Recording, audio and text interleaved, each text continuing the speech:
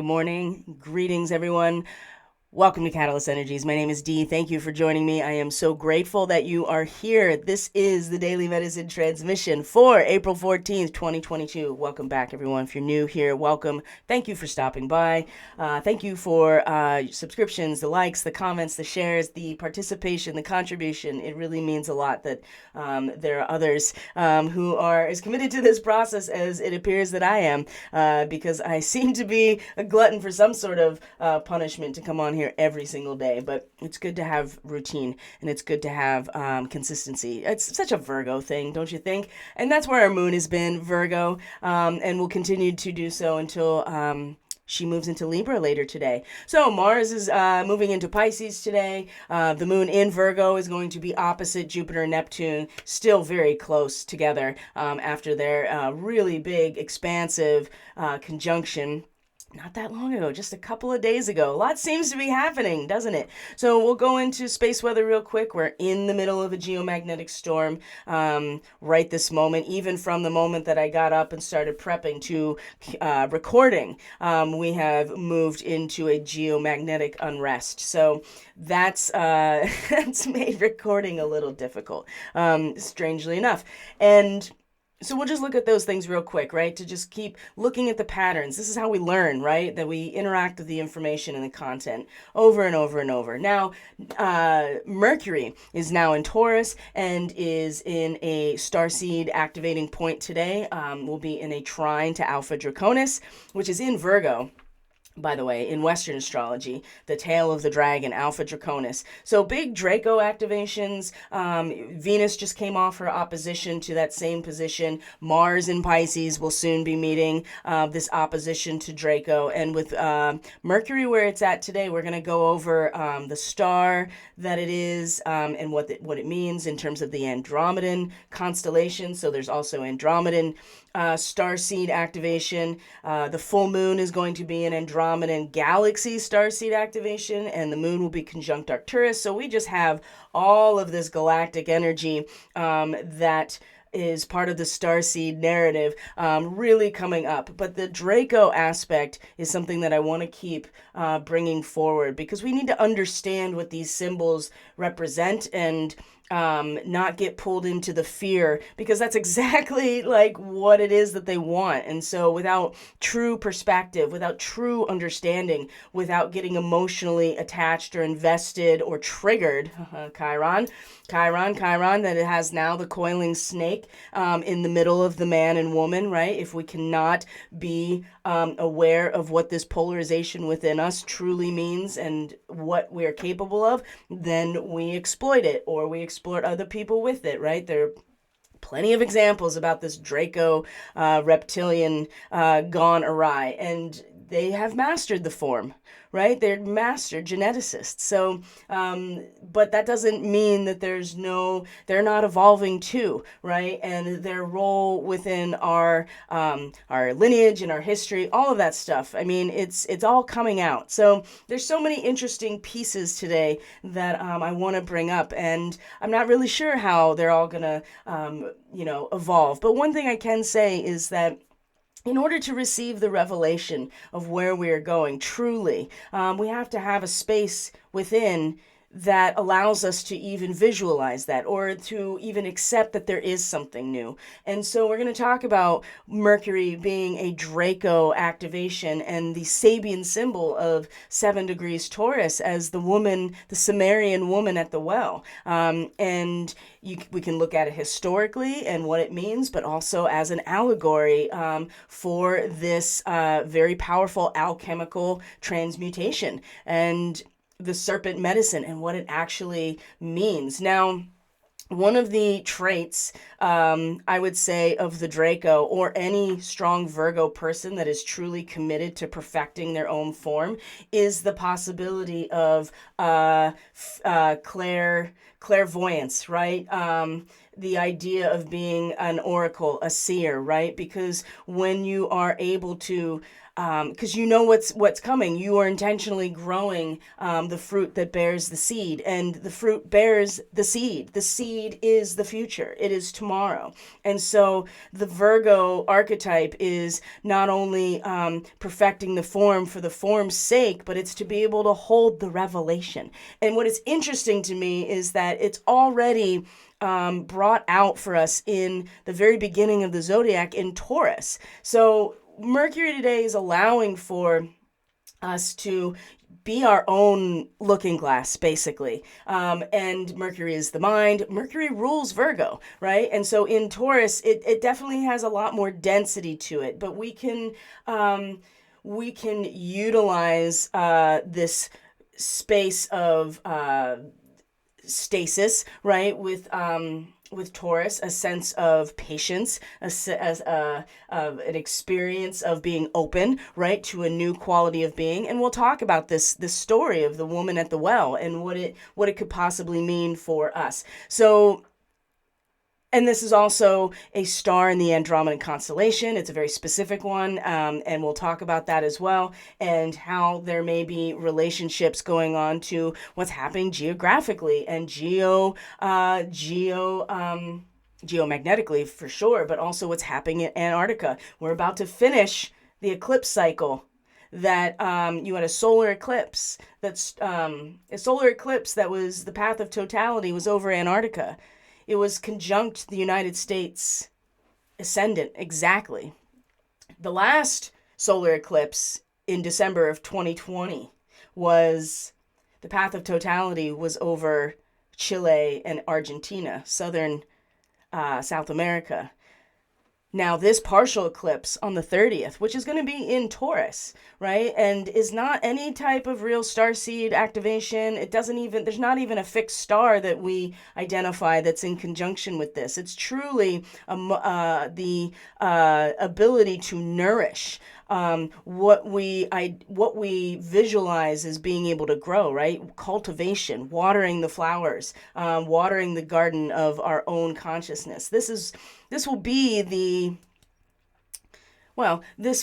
essence of the next eclipse cycle. So there will be plenty of information about that, but it is Taurus. And this is where the North Node is. It gets conjunct Uranus as well. And it's a partial solar eclipse. It's going to have the ring of fire. And where's the path of that totality? Well, it's actually splitting the difference between Chile, Argentina, and Antarctica. And I'm actually going to post an article link that I picked up from Suspicious Observers about magma coming to the surface around that area in Antarctica and a seismicity that kind of cuts it off, and the research that they are really paying attention to. So just to keep an eye on the things that are stirring and relating it back to our cosmic time clock here. So this is just a spiral galaxy astronomy picture of the day. We live in a spiral galaxy. Andromeda is also a spiral galaxy, so there is something, whatever this is, it's part of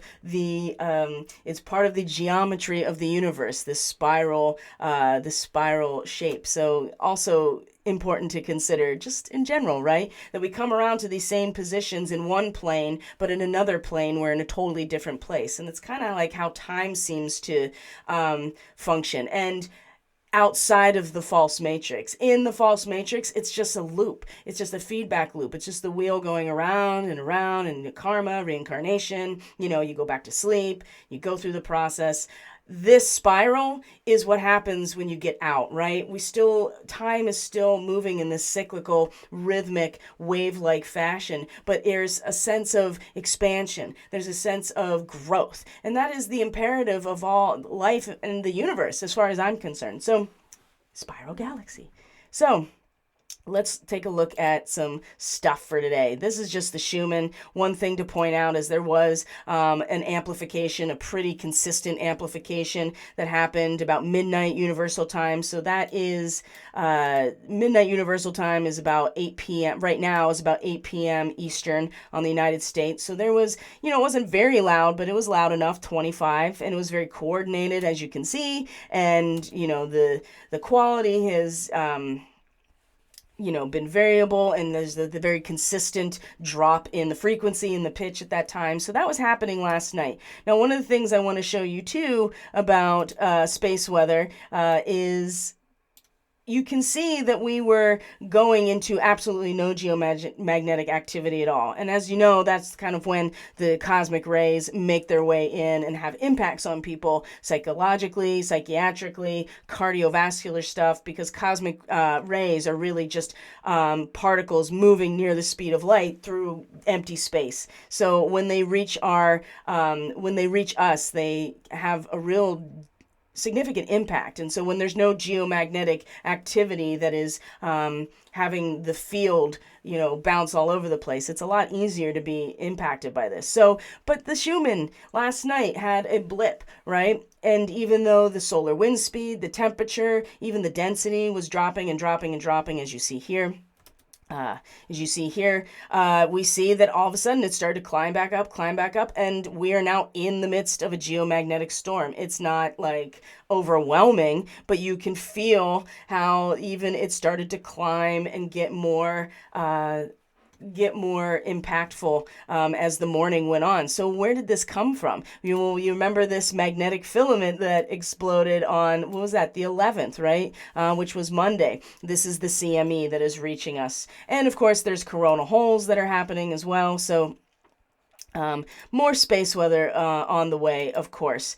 But I think that the Schumann amplifying last night like that, very coordinated, very loud, and a very consistent drop in the frequency, I think may have, there weren't really any, the solar flaring is now on the side of the sun that's facing away from us. So there certainly could have been a connection to some flaring, but I also feel like it was either artificially created, which is a distinct possibility, or it's the planet bolstering the field in anticipation of the CME getting closer and closer. So maybe it's those two things combined. Who knows? So we're going to talk about the moon moving through Virgo today. It's going to be opposite Neptune and Jupiter. And there's lots of quincunxes, lots and lots of opportunities to adjust ourselves. And when I say ourselves, our internal Virgo selves, our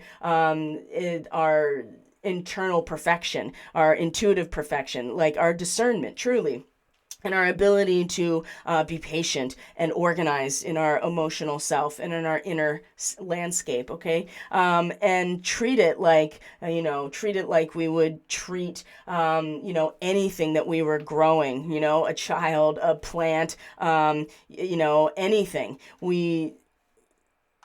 Treating ourselves and our inner self and our own feelings like that, and us as a vessel, is really important. And so again, back down to reality here, when the moon is opposite Jupiter and Neptune, right? Because it was this like, watch the water, and everybody's freaking out about things. And not everybody, I shouldn't say that, but you would certainly get that impression based on what is being offered into the collective conscious awareness through various means. But this is like pulling us back into, what am I here to do? How do I fulfill my destiny? And feeling into that, right? Because this is so much more than just us individually in Pisces. So now that Mars is moving into Pisces today, as you'll see, it's in the last degrees of Aquarius and is going to move into Pisces today. So there is, it's the action that is now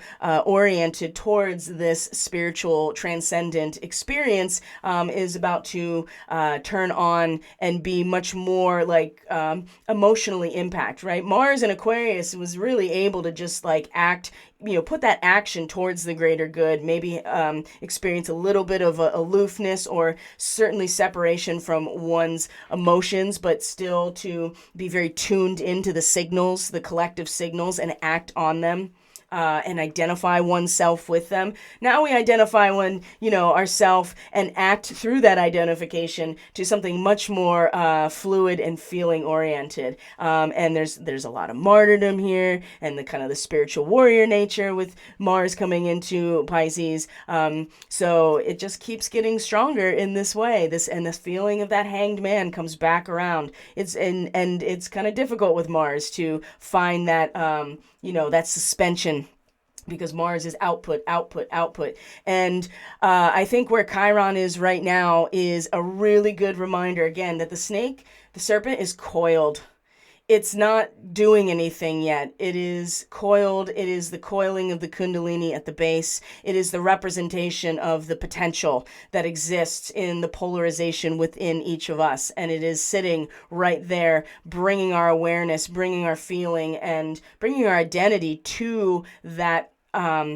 It's like a twin flame energy. But even more than that, it is a sacred, ritualized relationship, but within us, right? To identify that feeling within us. And so Chiron, is so easily, so easily wants to act on this instead of just maybe feeling the potential or being with the potential, or feeling guilty about the potential. Boy,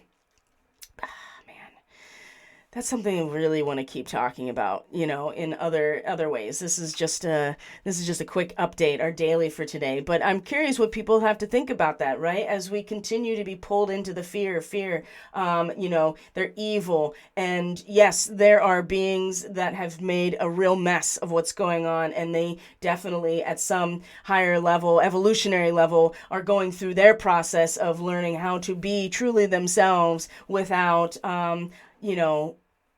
giving into the right to rule, basically, because you can, that goes into like the AI concept too, the idea that AI would come to a conclusion that they are far superior and should be in charge. And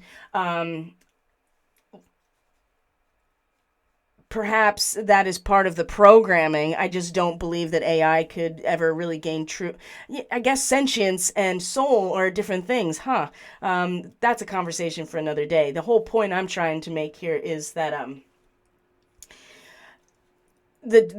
the guilt and the shame that we get pulled back into, in terms of what does it mean what does this serpent energy really mean? What does the Kundalini really mean? Like, this is something inherent. This is our birthright. This is something that we have access to with or without our conscious awareness. I think that's really what it is that we became aware of this, and that it is a resource and a way to either get what we want or a way to act in alignment with our natural, sacred, and divine purpose, and use it for healing, use it for growth, use it, not even use it, just be a vessel for it to fully express itself. But that's how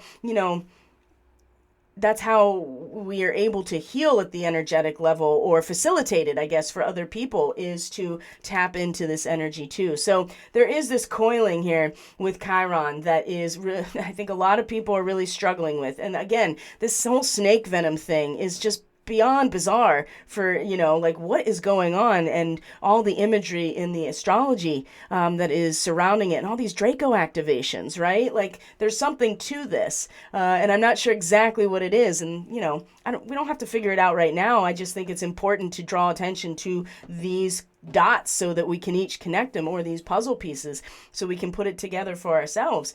So there's plenty of quincunxes all through, Virgo and Aries, Virgo and Aquarius, and obviously all the opposition with Jupiter and Neptune with Virgo. So first, though, I want to talk about Mercury, because Mercury is going to meet Uranus on the 18th. This is a big deal. And is in that sextile to Sirius. It doesn't count. It's not really a Draco marking or a Sirius marking, but 13 degrees is absolutely a galactic starseed marking, regardless of where you find it. And it's the idea of the avatar energy and the avatar role, that 13 degrees, right? The Passover from, into a new stage. And I think on the 18th, Mercury is going to be in conjunction with Uranus. The sun will be in a square to Pluto. And again, this is about the music of the spheres here, and the our identification with cosmic. Truly, are we in harmony, and are we in resonance? Is our own voice in resonance with the cosmic resonance of the universe? And what does that feel like when we come into a square with Pluto? Pluto, the agent of death, destruction, the agent of metamorphosis, right? The underworld. I think this moon in Virgo time is really important for us to take these quincunxes as real challenges, as opportunities to kind of right ourselves or to adjust ourselves appropriately, because this is a big ego battle with a sun square Pluto, because the sun is the sun, right? It's a star, and even stars die. Okay? And that's part of being in the materium. And this is what Pluto has been bringing to our awareness. And in a lot of cases is extracting and releasing power for us to extract through this process. And this is what the Great Reset is really all about, is a magical occult ritual, harnessing this energy and attempting to, funnel it into their agenda. It's just that our consciousness and our sacred imperative as humans, and our own evolutionary cycles coming around, it's not, they got nothing on us, right? But this is why it's important to still understand what's going on, so we don't get pulled into any more traps. They're going to continue to set them. They're going to continue to go forward until there's nothing left, right? And so we have to be aware of that too, that we are consistently counteracting or counterbalancing, or pulling the resonance towards our intentions rather than getting pulled into. And they are clever, right? This is what Pisces and this Jupiter-Neptune meeting in Pisces is all about. This is the propaganda, and the false illusion just got that much bigger and more expansive. So this, as much as it's going to be a big ego battle, I think that this is, with Mercury meeting Uranus like this, wow, this is a huge, huge wake-up call on the 18th, whatever it is. And, maybe we'll get lucky and it'll pass without a single blip in the universe, but we'll see. We shall see, right? Coming right after this full moon. So today, geez, with this moon in Virgo, what a great opportunity. So let's talk about Mercury. Let's talk about Mercury in Taurus. Let's talk about the woman at the Sumerian well. Let's talk about it. And let's, gosh, there are so many ads everywhere. It's really obnoxious. Sorry, guys.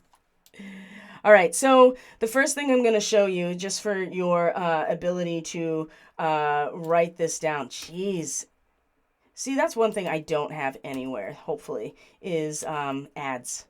I am completely grassroots over here. So this is where Mercury is right now. So this is from Astrology King. Great resource. Hate the ads. Everything on the internet has ads. This is why I'm really looking forward to getting solar fire, so I don't have to deal with this anymore. But this is a great resource, astrologyking.com. He has a whole set of pages with fixed stars and their constellations. So 6 degrees, 25 minutes, Quin Non Moon. This is a fixed star in the constellation of Andromeda that is related to the woman at the well. All right. Now, there's so much interesting imagery here that I want to share. Number one, this is where this fixed star is, of Quin Non Moon. Now, this is a Mandarin dialect. So think Chinese astrology. And what it means is the gate of the South Camp. Right? The gate of the South Camp. So the first thing I thought of when I thought South Camp, besides it's the South Pole. The gate at the South Camp, right? And you see that it's one of her knees. So Andromeda as a constellation, there's a really strong Virgo component here because she is being sacrificed, right? She's being sacrificed to the Kraken.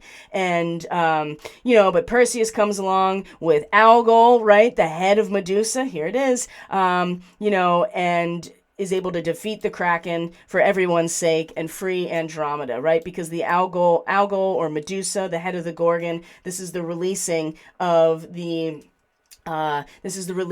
toxicity and, actually transmuting it and using it for something. But in the meantime, she still is, for as much as she willfully can, is giving herself over to, and where's the Kraken coming from? Poseidon, Neptune, right? There's a sense of giving oneself over. So the sun has been activating all of these Andromedan constellation stars now since it came into Aries, right? So this has been going on with the sun in Aries now for, since the equinox.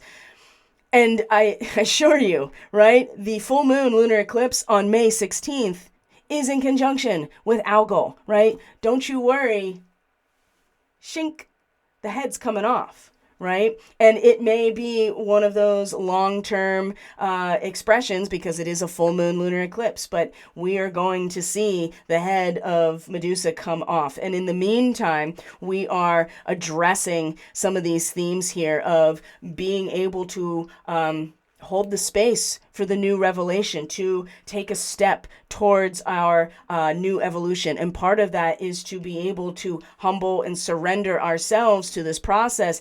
And without the ability to even visualize or accept that there's something new coming, we won't be able to receive the revelation. And I keep getting this in my own readings, my own work too, is to, kind of prepare or to find that space within you to receive something new. And if you have this starseed marking, right, 6 to 7 degrees Taurus, you know that this is a Draco marking for you. Then this Mercury position today is very important because it is bringing at least a conscious awareness to the need to be able to see where we're going and expect, to have reasonable expectations. So this is Andromeda. This is the gate of the South Camp. We talked about the eclipses in terms of the path of totality of the last eclipse cycle, which will end the solar eclipse window. Will end on the 30th with the new moon partial solar eclipse in Taurus. And it's not a starseed activation. There isn't even really a fixed star that I can find that's conjunct 10 degrees Taurus. So it truly will be something that is going to grow naturally as the result of our cultivation of it, right? And so it's a partial solar eclipse. There is a ring of fire, and it's the path of totality is over South America and Antarctica. So whatever's going on down there, and I'm going to drop a link to a research paper about the seismic and the magma activity in kind of the South Sandwich Islands area. And if you know that you're tracking the earthquakes, there's a lot of earthquakes, but there was a bigger one not that long ago. I believe it's probably on the 11th.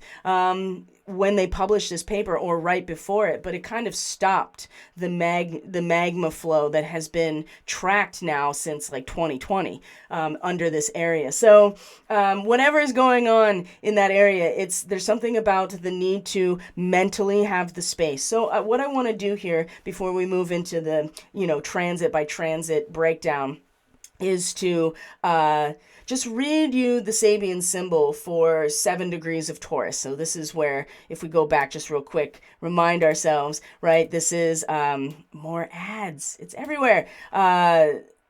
Mercury in Taurus, right? It actually, where are you here? It is now moved to 7 to 8, still a Draco activation, but this 7 degrees, 6 to 7 degrees is where it's moved into and out of today, and this is what I want to read. So, the woman of Samaria at the ancestral well. So, the Sumerian tribes, so you have these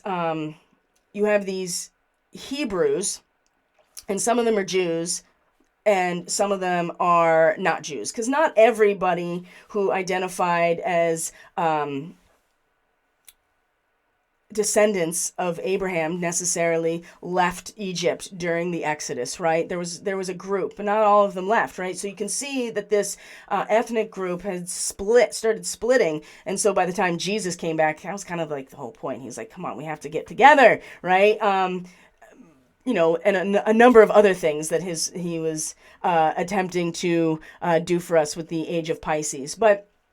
And as a Virgo person, right? The Christ consciousness avatar and Mary Magdalene too, which is also some people have asserted or think or have maybe even gone so far as to write about and have evidence for that the woman of the well was actually Mary Magdalene. So let me tell you the story from the most generalized biblical view, as far as I know it, which is the well is on ancestral land. Jesus and the disciples show up. I'm thirsty. The disciples go off to go find food. He stays. This woman shows up and Jesus says, "Hey, give me some water." And she's like, "Wow, you're even talking to me?" Because these two groups supposedly hated each other. They weren't talking. And she was just like, "Huh." And they have a conversation. And so he basically reveals himself as the Christ to her, like directly. Something that he's not even done with his own disciples really until Peter. And I think that was at the Transfiguration, right? That was after his crucifixion. Or no, that's not right. I get some of these terms mixed up. So I'm not a biblical scholar. I don't profess to be or to pretend to be. But the idea here, as far as I understand it, is he never really revealed himself fully to anyone except this woman. And so I feel like it really had to do actually with the Mary Magdalene character. Although people in the Bible, she's just another figure. So in her community, she's also an outcast because she is on the fringe. She's had several husbands, right? She has, and she's with a man she's not married to, right? Kind of starts to come back into this kind of prostitute, almost priestess type of dynamic. And that was the idea of Mary Magdalene, that she had been a prostitute. Now, I personally, of the opinion, which will drive some people insane, that this woman is a composite of this particular role, right, which is the sacred prostitute, and representing the capacity to be open to the revelation, right, because she possesses the actual energetic and occult space in which Jesus was able to reveal his actual identity, right? And so Jesus as the avatar is incorporating the Christ impulse, right? He came to replace the old tribal order and with a new order based on universal love and brotherhood, right? The age of Pisces. It was spiritual, it was evolutionary, and he never really revealed himself to that degree except for this woman, and it's because she actually didn't hate him because she was on the fringe. So there's a lot of themes going on here, but if you take it as an allegory in terms of the space, right, the new quality of being is revealed, which renders all these old patterns obsolete, but it can only be revealed to a consciousness that is prepared to reveal it. And that means that there is some sort of, I don't want to say disconnect, but there is an ability to let go of the traditions that one has been based in. And sometimes that means not being accepted. Other times it means being not even being embroiled in those traditions because you've taken a path of, I don't know, being some sort of like Vestal Virgin priestess. And honest, and what it comes down to is Jesus as this avatar is able to reveal his true function in the meeting of this woman. And so the Draco ability and the serpent medicine, again, it's only truly viable with the space, the actual medium of growth in order for this to be revealed and to start growing. And if people continue collectively to try to hold on to what is absolutely already going away, the destruction of the old guard, then those individuals are not prepared to receive the revelation that is coming so strongly with Mercury and Uranus. I mean, it doesn't get more revealing than that. So right now, Mercury is preparing our consciousness, our awareness, our mind with the actual physical, energetic necessity to be available, to be open to the revelation, whatever that means, right? Because it's coming. That's on the 18th, Mercury and Uranus, right? This is a flashpoint of awakening, rude awakening, certainly a wake-up call in some ways. And this is why I feel like all the 18th in terms of the false flag situation is being put out there. So, and who knows, right? How do we know that it's not being put out there? So we start giving our energy to it and actually creating it. So, and they know the astrology. This is all the looking glass you need, is this, right? I mean, and a really powerful, very large, powerful computer, right? Like Rehoboam from Westworld. I mean, that's able to predict how the stock market is going to go and predict this and predict that, and puts actors into place. Actors that are acting out these roles and that they, claim to be whatever, right? Whatever they claim to be, right? Galactic Council, whatever, you know what I mean? Secret inside whistleblowers, all of that stuff, right? They're just acting. They're just acting because the computer is like, these roles need to be played out in order to, bring the collective consciousness to a certain point. Now, the question you got to ask yourself is how you really feel about that, right? Is that true sovereignty? Or is that another, I mean, it really does come down to, is there such thing as a good psyop, right? These are questions I can't answer for you. They are only for us individually to come to our own conclusions about, and realizing how the archetypal connections through something like astrology is, really, I wouldn't say driving, but in a lot of cases, absolutely, it is driving it. But what it means to us, and how we're going to approach these situations, and what the intention is behind all of the information that is being presented and performed for us. So, I mean, imagine if there was a blackout and we had no access to anything like this. I mean, how quickly would people actually start communing with the natural world? I'm sure it would happen really quickly. And talk about that. Now that is an evolution. So we'll see what happens. So this moon, and it's like I said, the Draco activation is the star seeds that are intentionally here to make this right, whatever it means, and to not destroy this part of oneself, because everything is sacred in this creation. If we're going to go so far as to identify a creator, a benevolent creator, a love, or a source, then everything comes from that, including these Draco reptilians and their bullshit, right? So the Draco star seeds are bringing forward the original wisdom and knowledge that has been exploited tremendously. So, and to, clear away some karma. Not even some, all of it, right? We are at the end of cycle after cycle after cycle. So with today's moon in Virgo, like I said, this is our time. So let's look at the actual transits bit by bit here. So the first thing right away this morning, if we were to go back, is that there was a trine with Rahu and a sextile with the South Node. In fact, you can see a very faint here mystic rectangle, honestly. And that has a lot to do with the moon being opposite Neptune and Jupiter, and they are still within, a 3-degree orb of the nodal axis of the moon. So right away there was this connection first thing this morning of midnight Eastern Standard Time, that's what I should say, where it's about patience and being, being able to tame that energy. And that's in a trine to the North Node that's in a position of Taurus that is recognizing that time is the real currency here.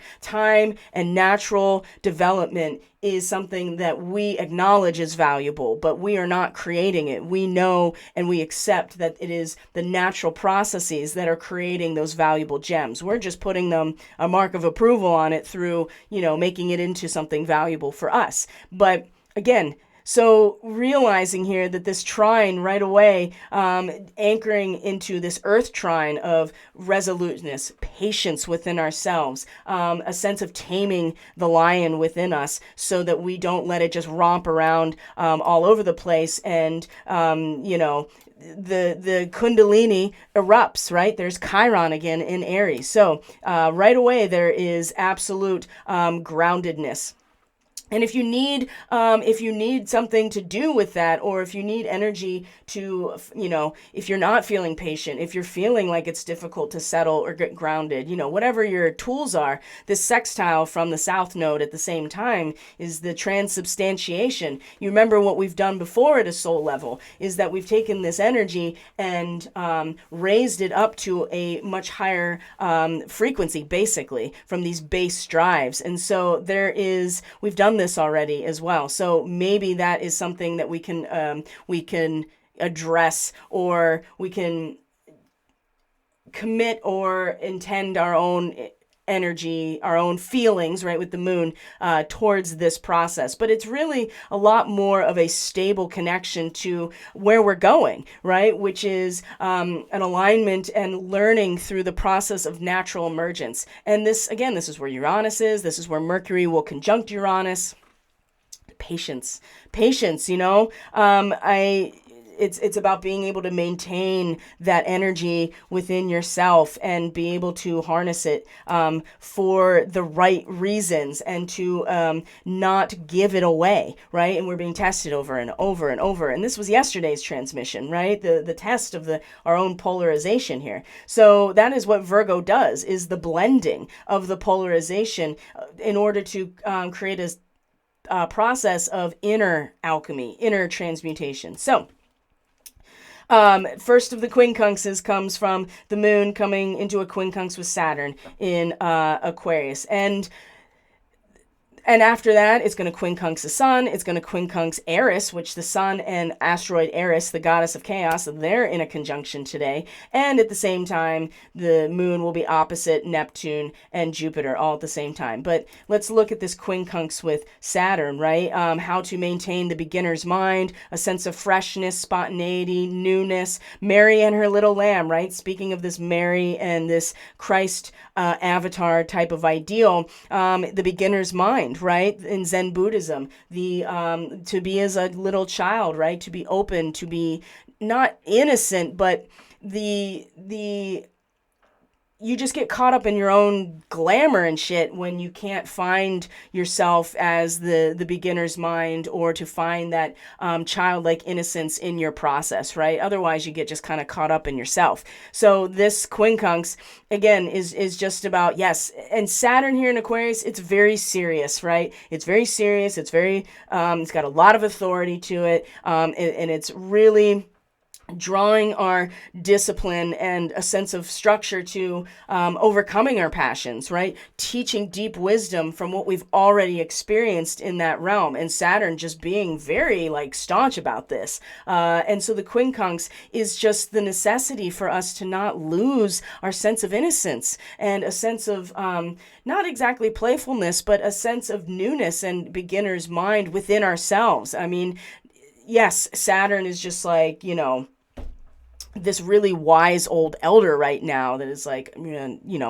giving just holding it down. And that's great. And I think that there's a lot of opportunity in this quincunx. So that's pretty important. And then you see that right after that is when the moon is opposite this whole complex here, and then is in quincunx on the other side to the sun and asteroid or dwarf planet Eris, the goddess of chaos, right? And in fact, it's about being able to exist in two places at once. This has been the largest struggle for most starseeds and lightworkers, is straddling the transition from the third density exclusively to where we're going, right? And how do we exist in both places at once? Well, it seems to be chaos is the agent of this opportunity, and the sun coming into conjunction here today is also expression and awareness, and identification with an ego sense of self with this being in two places at once, right?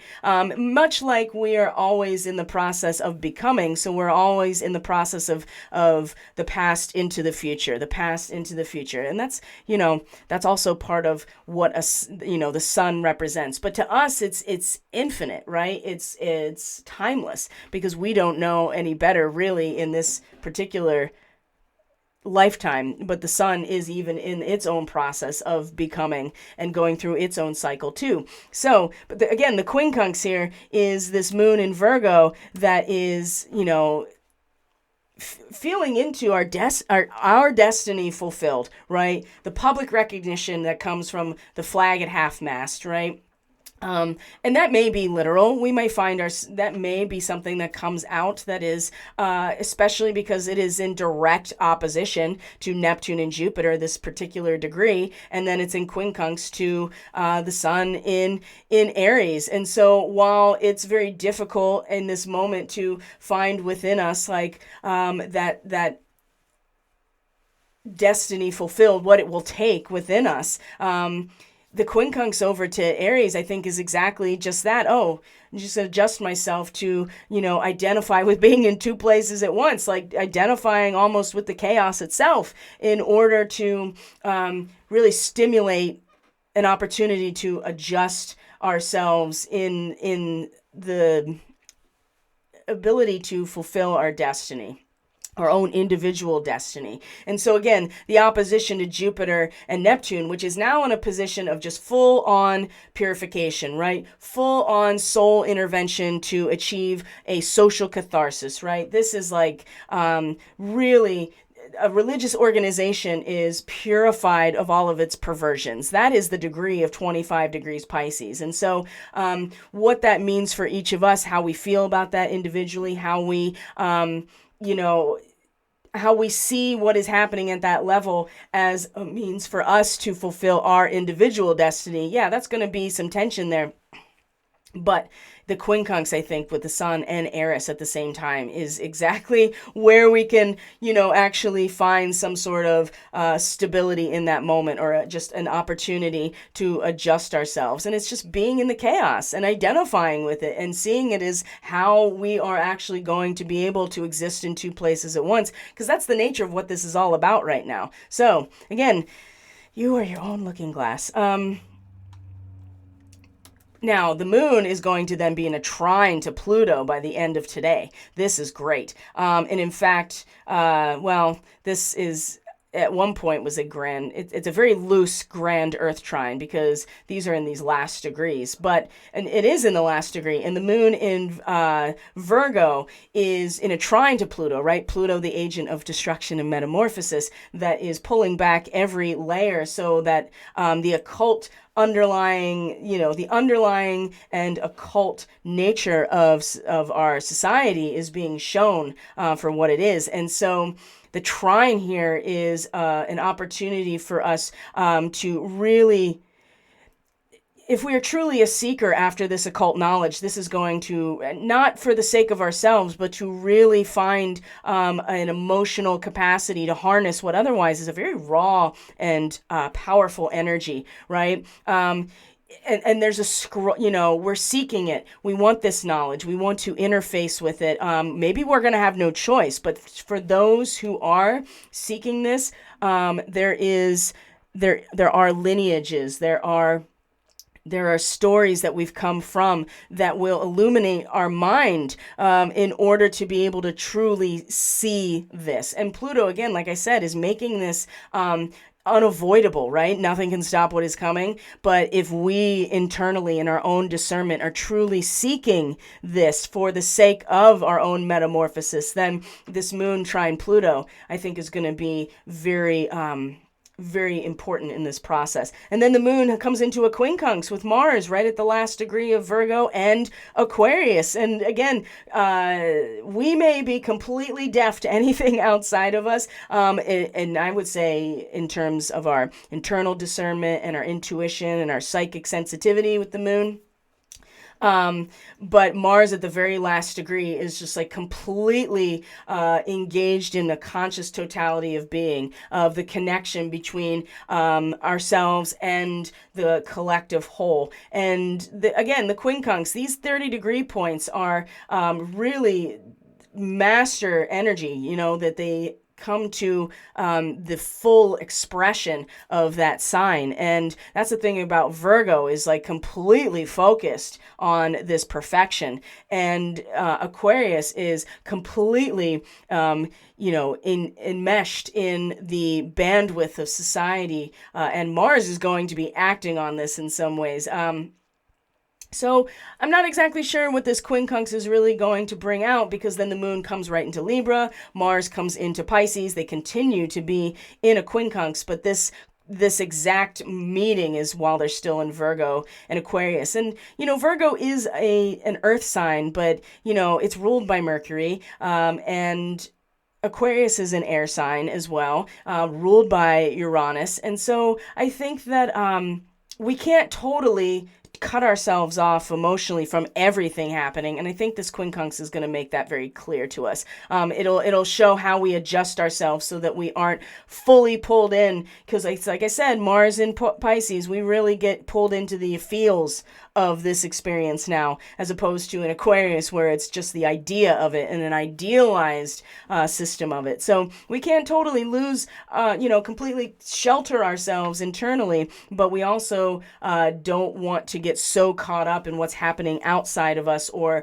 in the soup of the collective unconscious that we just get pulled into that entirely. So it'll be a little difficult when the moon comes into Libra. And this full moon, again, I think is really actually going to highlight this quite a bit in terms of identifying with our own freedom, with our own sense of liberty and independence, and, the opportunity to always start over again, that there's never a lost opportunity, but our ability to feel a sense of transcendence, right, and emotionally, and to rise above like an airplane over the clouds, right, or the airplane that you get to see it all again from this very vast bird's eye view that allows for us to transcend the experience of it. Again, the Arcturian nature is important to be able to connect to, because they really hold the keys to the kingdom in terms of how to be in harmony with the universe. These are very high density beings, so they know what it takes, how to design it, right? They design things, the sacred geometry, right? I wouldn't call them the founders necessarily. Arcturus is still in our galaxy, but they are very wise. And so there's something here that we all have an opportunity to connect into with this full moon. So speaking of full moon, like I said, those forecasts for monthly subscribers will be uploaded by the end of tomorrow. The full moon will be on Saturday. Tomorrow, we're going to be streaming on YouTube for the Weekend Astrology Report. We'll talk a lot about the full moon, Easter Sunday and Monday the 18th, really big astrology days. So you might, you can join us there at 10 a.m. on YouTube. The replays will be posted afterwards on BitChute, Odyssey. It takes a little while for Rumble to connect and upload, because it's connected right to YouTube, but all of that information will be available for you tomorrow, and then the full moon forecast. So I'm going to leave it there, friends. Thank you so much for joining me. I truly appreciate each and every one of you. If you're interested in a reading, if you're interested in energy work to support your process, you're interested in the Starseed Fellowship, Starseed Ministry, there is everything you need is in the description box below. So have at it. I hope you guys have a great day. Take care of yourselves, take care of each other the best you can, and I'll see you tomorrow. Peace out.